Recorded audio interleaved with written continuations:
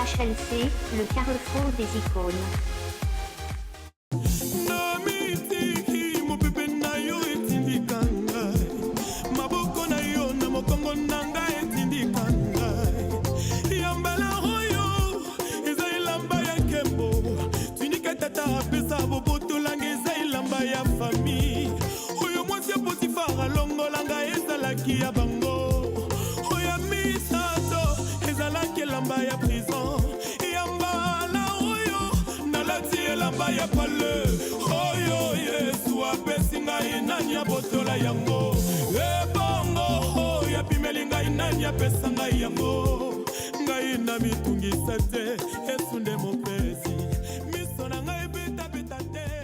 Salut mes internautes, Fayette Marna au micro.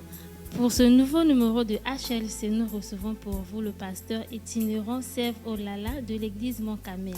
Avec qui nous allons débattre sur un thème intitulé La prophétie. À la lumière de la foi chrétienne, sous un nom instructif, encourageant et édifiant.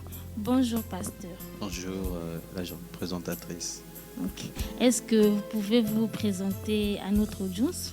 Je suis le pasteur Sève Olala, pasteur responsable de l'église Mont-Carmel Pointe-Noire.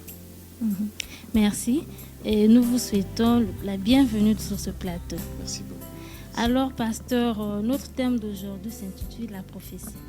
Que pouvons-nous comprendre de la prophétie? La prophétie, ce sont des informations que Dieu détient et qu'il met à la disposition du peuple par l'intermédiaire d'un être, d'un homme qu'on appelle par le prophète. Donc c'est ce que nous pouvons retenir d'une manière brève de la prophétie.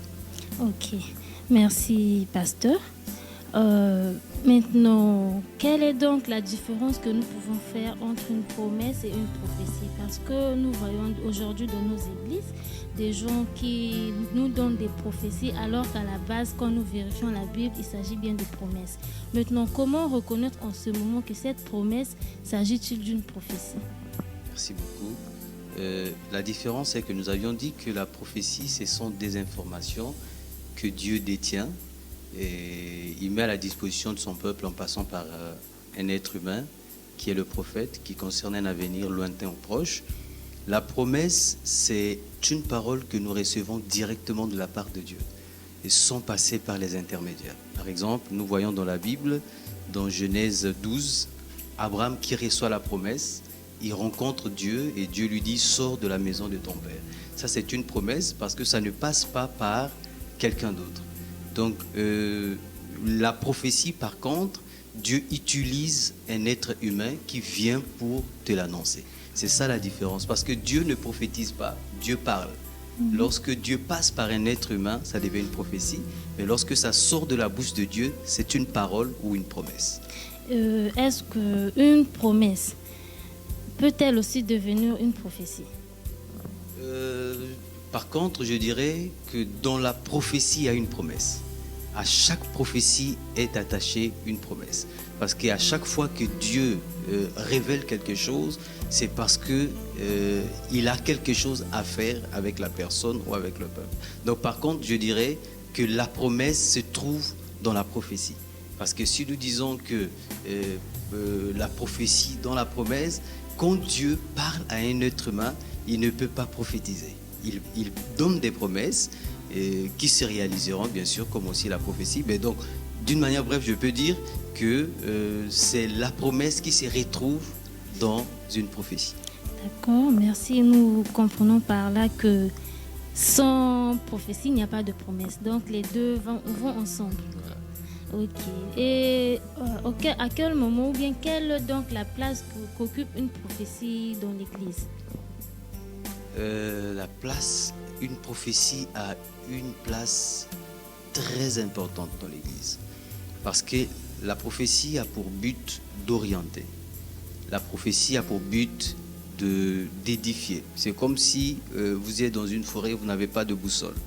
La prophétie, c'est comme une boussole qui oriente le peuple afin que le peuple ne soit pas surpris des événements qu'ils pourront rencontrer dans les jours à venir. C'est pourquoi la Bible dit même que Dieu ne fait rien sans pour autant révéler ses secrets à ses serviteurs, les prophètes. Pourquoi? Parce que Dieu ne veut pas que son peuple soit surpris des événements qu'ils vont rencontrer demain. Donc, nous disons que la prophétie a eu une place de choix dans l'Église. Donc, déjà, la Bible dit, un peuple sans révélation est un peuple sans frein. Donc, sans prophétie, sans une orientation prophétique, il est difficile même de parler de l'Église. Parce que nous voyons même dans Matthieu 24, tous les chapitres de Matthieu 24, ce n'est que prophétie. Le Seigneur lui-même, avant de monter à la croix, il a orienté l'Église sur les différents événements qui vont se passer sur la terre, les guerres, les famines, parce qu'il ne voulait pas que l'Église soit surprise de ces événements-là. Donc la prophétie a pour rôle d'orienter l'Église pour ne pas que l'Église soit surprise des choses qu'il peut rencontrer. Et donc, quand Dieu prophétise, si je vous suis bien, vous avez dit que le Seigneur a eu à prophétiser à travers les guerres, les famines qu'il y aura de nos jours. Et comment est-ce qu'un chrétien ou des chrétiens peuvent faire face à de telles prophéties qui font peur, s'il faut le dire? D'ailleurs, je dois dire qu'un chrétien ne peut pas avoir peur des événements que nous sommes en train de subir. Pourquoi? Parce que la foi chrétienne nous donne une assurance. L'espérance chrétienne d'un enfant de Dieu, ce n'est pas les mariages, ce n'est pas les voyages. L'espérance chrétienne, c'est de savoir que nous sommes en train d'attendre que le Seigneur vienne nous prendre. Donc, pour un chrétien, il sait qu'il n'est qu'en séjour sur la terre. Pour les uns, ça peut durer 50 ans, pour les autres, ça peut s'arrêter à 20 ans, à 10 ans, mais on finira toujours par quitter cette terre. Pour ceux qui auront la chance, jusqu'à ce que le Seigneur vienne, ils vont passer par des différents types d'événements, comme nous sommes en train de le voir. Donc, un enfant de Dieu qui a une foi authentique ne peut pas du tout avoir peur. Au contraire, la Bible dit que lorsque vous verrez ces choses, relevez vos têtes parce que votre délivrance approche. Pour un enfant de Dieu, lorsqu'il voit tout ce qui se passe, c'est déjà un signe que celui qui a fait la promesse est à la porte pour accomplir cette promesse. Donc un enfant de Dieu ne peut pas craindre tout ce que nous sommes en train de faire. Vu qu'il ne peut pas craindre, quelle sera donc sa position en ce moment-là? Sa position, lorsque nous voyons toutes ces choses, c'est au contraire se poser la question pour se dire, est-ce que je suis prêt? Parce que nous savons qu'après tout ce qui se passe, après les guerres, après les famines, il y a un grand événement qui est déjà en train de se préparer. Les dirigeants mondiaux en parlent un peu dans les coulisses. Il y a un événement, c'est qu'il y a la Troisième Guerre mondiale qui est inévitable. Les politiciens, les grands dirigeants mondiaux, ils savent que là où nous sommes, avec tout ce qui se passe dans le Sahel, tout ce qui se passe dans le monde, les guerres en Syrie, ils savent qu'il y a une grande bataille qui se prépare.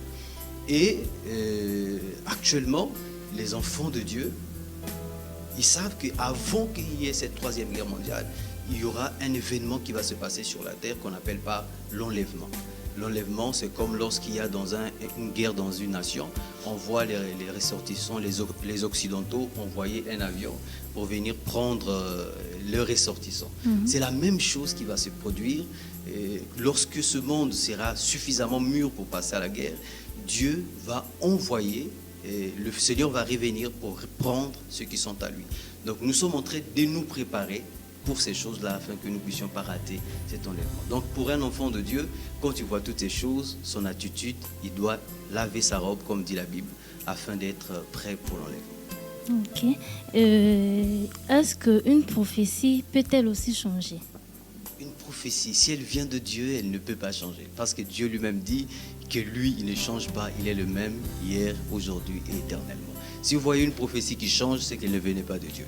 Comment ça? Ou bien dans les cas où on trouve les guerres, quand on prophétise qu'il y aura une guerre, il y aura le malheur, les enfants de Dieu se réunissent ou supplient la grâce de Dieu. En ce moment, le Seigneur ne peut pas faire de faveur alors qu'il est le Dieu Tout-Puissant. On dit que c'est lui le Dieu de la miséricorde. Très très très bonne question, madame. Vous savez, j'ai entendu, je suivais les médias, il y a des gens qui disent mais comment est-ce qu'il y a eu coronavirus alors que les pasteurs sont là, ils sont en train de prier, c'est comme si les pasteurs ne faisaient absolument rien.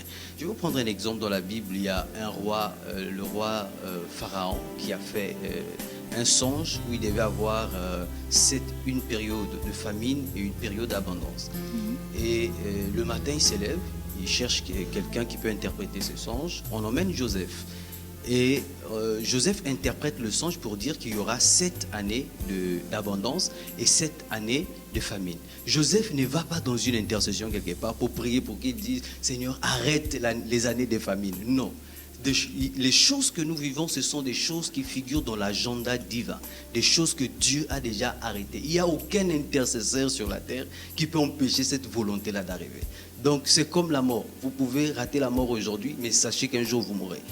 Donc Dieu ne va jamais mourir. Il n'y aura jamais quelqu'un qui aura 500 ans sur la terre parce que c'est un grand intercesseur. Ça n'existe pas. Donc ce sont des événements que Dieu a déjà programmés. Ce que l'Église peut faire, c'est de prier pour que la foi des enfants de Dieu ne vacille pas. Parce que nous le voulions ou pas, croyez-vous qu'aux États-Unis, il n'y a pas des intercesseurs? Croyez-vous qu'en Syrie, il n'y a pas des intercesseurs? Il y aura toujours des guerres parce que le Seigneur l'a déjà programmé. Voilà. Ok. Merci, j'espère bien que nos internautes sont satisfaits.